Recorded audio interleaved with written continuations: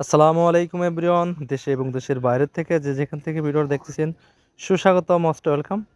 চলে আসলাম আর একটা নতুন মাছের ভিডিও নিয়ে। আমি মোহাম্মদ তরুণ ইসলাম, ওরফে তরুণ রাইডার। আলহামদুলিল্লাহ অনেক মাছ কিনেছি, আপনাদের মাঝে কি কি মাছ কিনেছি এগুলো আপনাদের মাঝে শেয়ার করব। তো এখানে দেখতে পারতেছেন মোয়া মাছ, মানে মাছটা ধোয়ানো হচ্ছে।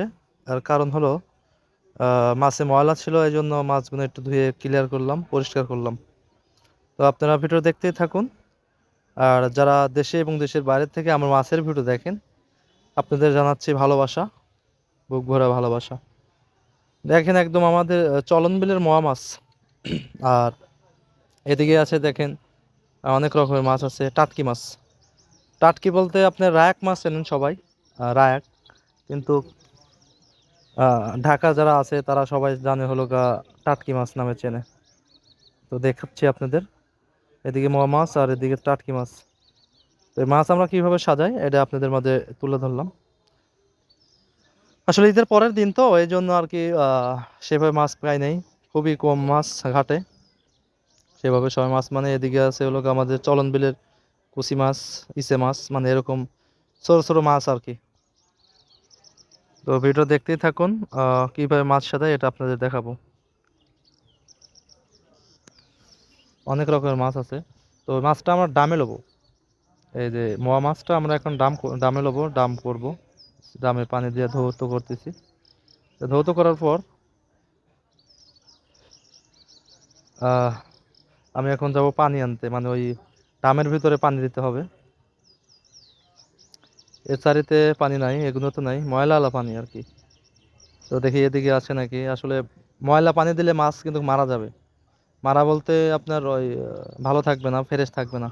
একটা চারিতে পানি নাই, কারণ ঈদের পরে কেউ আর কি ঘাটে আসে নাই। প্রতিটা চারে কিন্তু ভরা থাকে, ঠিক আছে। আমি এক জায়গায় তো পানি পাইলাম না,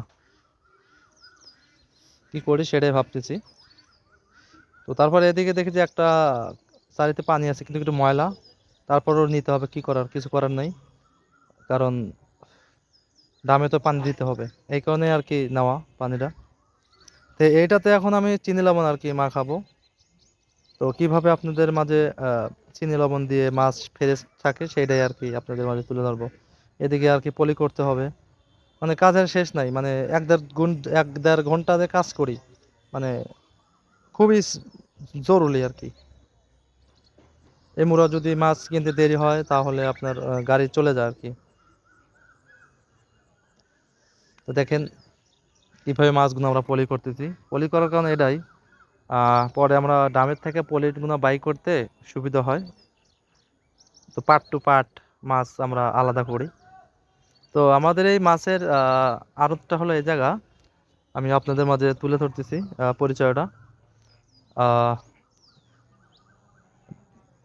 সিরাজগঞ্জ জেলা, সবাই চেনেন হয়তো।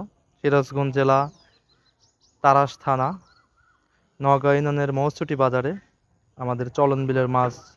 আপনি কি মাছ চান, সব রকমের মাছই আর কি আমাদের চলন বিলে আছে। একদম ফ্রেশ মাছ আমাদের চলন বিলে। কারো যদি দরকার হয় অবশ্যই কমেন্টের মাধ্যমে জানাই দিবেন আপনার কি মাছ পছন্দ। আমরা আপনাদের সেই মাছ দেওয়ার চেষ্টা করব, পৌঁছানোর, এবং আপনাদের মাঝে যত ফ্রেশ মাছ পান সেই ব্যবস্থা করে আপনাদের মাঝে পাঠাইবো। তো এটা কিন্তু আমরা বাজারের দিকে আর কি দেবো, বাজারে মানে ঢাকা পাঠাচ্ছি, ঢাকা টাঙ্গাইল। আজকে মাছটা পার্সেল করব টাঙ্গাইলের উদ্দেশ্য। আলহামদুলিল্লাহ সবাই দোয়া করবেন। আর এদিকে দেখেন চিনি লবণ দেখেন মাখাচ্ছে। আর আমি আহ, এখন হলো গা চিনি লবণ মাখাবো দেখেন। মানে চিনি লবণের ভিতরে কেমন জানি ময়দা, জানি না ভাই কিরকমটা দিয়েছিল। তো কিছু বলার নাই, দেখেন, দেখতে থাকুন। আর চিনি লবণটা দিলে পরে মাছটা, মানে বরফ দেওয়ার পর চিনি লবণ দেওয়ার পর মাছটা শক্ত হয়ে যায়। হ্যাঁ, মাছটা একদম শক্ত থাকে, এই জন্য আর কি আপনার চিনি লবণ দেওয়া।